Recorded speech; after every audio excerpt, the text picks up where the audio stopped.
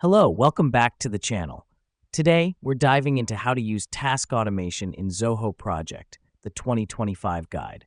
So let's dive right in. The first thing you want to do is log into your Zoho Project account. Once you're logged in, navigate to the Tasks tab at the top of your screen. This tab is the hub for all your project tasks, and it's where you'll set up your automation. Now that we're in the Tasks tab, look for the Automation button on the right side. Clicking this button lets you start setting up your task automation.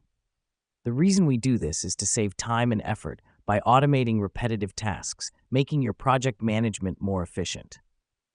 Next up, you'll see a new window pop up. This is where you'll set the conditions for your automation.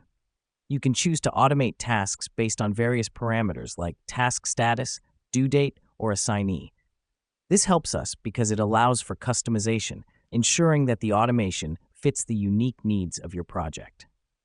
Once you've set your conditions, it's time to define the action that follows. For instance, if a task's status changes to complete, you could automate an email notification to the team. This helps us maintain transparency and keep everyone on the same page. Finally, click the Save button to finalize your automation.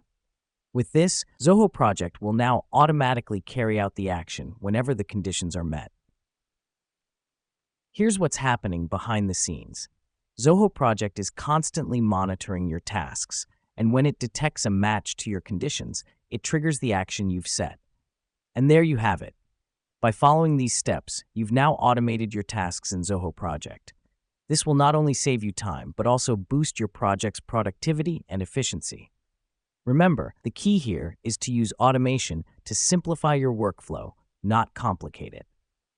And that's a wrap on how to use task automation in Zoho Project. Thanks for tuning in, and we'll catch you in the next one. Don't forget to keep exploring, keep learning, and keep automating.